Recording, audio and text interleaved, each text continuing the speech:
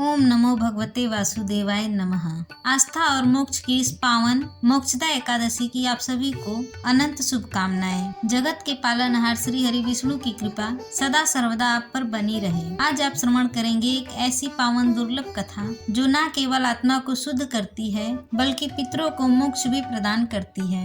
यह मोक्षदा एकादशी पुण्य दिन जिसकी महिमा स्वयं श्री कृष्ण जी ने वर्णित की है। विष्णु पुराण और पद्म पुराण में इसका विशेष महत्व बताया गया है, क्योंकि कुरुक्षेत्र में भगवान श्री कृष्ण जी ने आज ही के दिन अर्जुन को गीता का उपदेश दिया था। यह दिन भगवान विष्णु की आराधना और व्रत के माध्यम से जीवन के समस्त पापों का नाशक मोक्ष प्राप्त करने का स्वर्णिम अवसर है। तो आइए श्री हरि विष्णु जी का स्मरण करते हुए मोक्षदा एकादशी की कथा का श्रवण करते हैं। इसीलिए वीडियो को लाइक करके कमेंट में ओम नमो भगवते वासुदेवाय हरे कृष्णा अवश्य लिखिए। श्री विष्णु जी के चरण कमलों का ध्यान करते हुए आइए कथा का रसपान करते हैं। युधिष्ठिर बोले, भगवान आप तीनों लोकों के स्वामी, सबको सुख देने वाले और जगत के पति हैं। मैं आपको नमस्कार करता हूँ। हे देव, मेरे संशय को दूर करें और मुझे बताइए कि मार्गशीर्ष शुक्ल पक्ष का क्या नाम है और उस दिन कौन से देवता की पूजा की जाती है, उसकी क्या विधि है। भगवान कृपया आप मेरे प्रश्नों का विस्तार पूर्वक उत्तर दीजिए। यह सुनकर भक्त वत्सल भगवान श्री कृष्ण कहने लगे, हे राजन, आपने बड़ा ही उत्तम प्रश्न किया है। इसके सुनने से तुम्हारा यश संसार में फैलेगा। सुनो, मार्गशीर्ष माह के कृष्ण पक्ष की एकादशी उत्पन्ना नाम की एकादशी होती है, जिसका वर्णन मैंने तुम्हारे समक्ष किया है। अब शुक्ल पक्ष की एकादशी का वर्णन करूंगा, जिसके श्रवण मात्र से वाजपेय यज्ञ का फल मिलता है। उसका नाम मोक्षदा एकादशी है, जो सब पापों का हरण करने वाली है। राजन, उस दिन यत्न पूर्वक तुलसी की मंजरी तथा धूप दीप से भगवान दामोदर का पूजा करना चाहिए।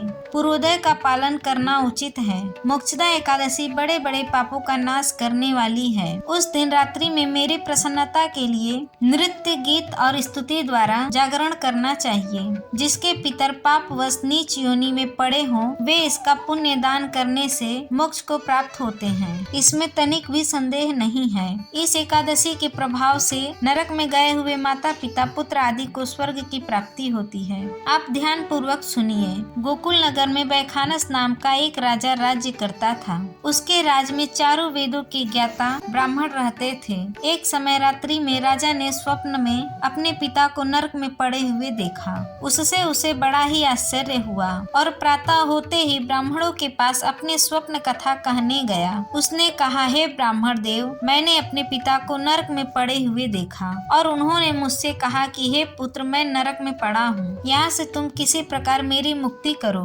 जब से उनके यह वचन मैंने सुना है, मेरा मन बड़ा ही अशांत है। मुझे इस राज, धन, पुत्र, स्त्री, हाथी, घोड़े आदि में कुछ भी सुख प्रतीत नहीं होता।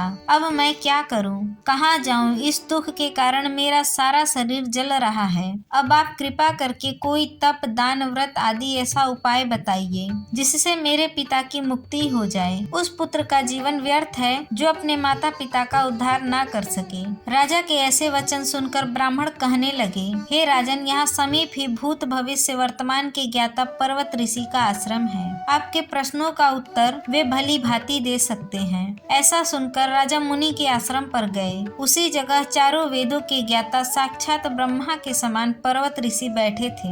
राजा ने वहां जाकर उनको साष्टांग प्रणाम किया। पर्वत मुनि ने राजा की कुशल क्षेम पूछी।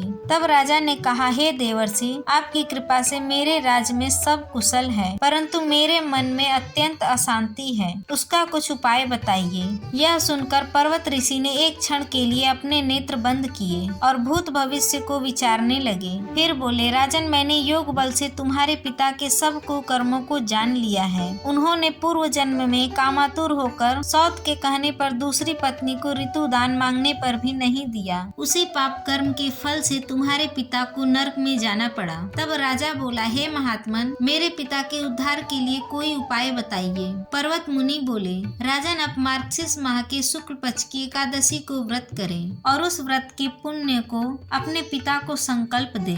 उस एकादशी के पुण्य के प्रभाव से अवश्य ही आपके पिता की मुक्ति होगी। मुनि के वचन को सुनकर राजा अपने महल में आया और कुटुंब सहित इस मोक्षदा एकादशी का व्रत किया। उस व्रत के पुण्य को राजा ने अपने पिता को अर्पण कर दिया। उस पुण्य के प्रभाव से राजा के पिता को मुक्ति मिल गई। वह स्वर्ग को जाते हुए अपने पुत्र से बोले, हे पुत्र, तेरा कल्याण हो। मार्गशीर्ष माह के शुक्ल पक्ष की मोक्षदा एकादशी का जो व्रत करते हैं उनके समस्त पाप नष्ट हो जाते हैं और अंत में स्वर्ग लोक को पाते हैं। इस व्रत से बढ़कर मोक्ष देने वाला कोई और व्रत नहीं है। इस कथा को पढ़ने या सुनने से वाजपेयी यज्ञ का फल मिलता है। तो एक बार प्रेम से बोलिए, जय श्री कृष्ण। ओम नमः शिवाय। ओम नमो भगवते वासुदेवाय नमः।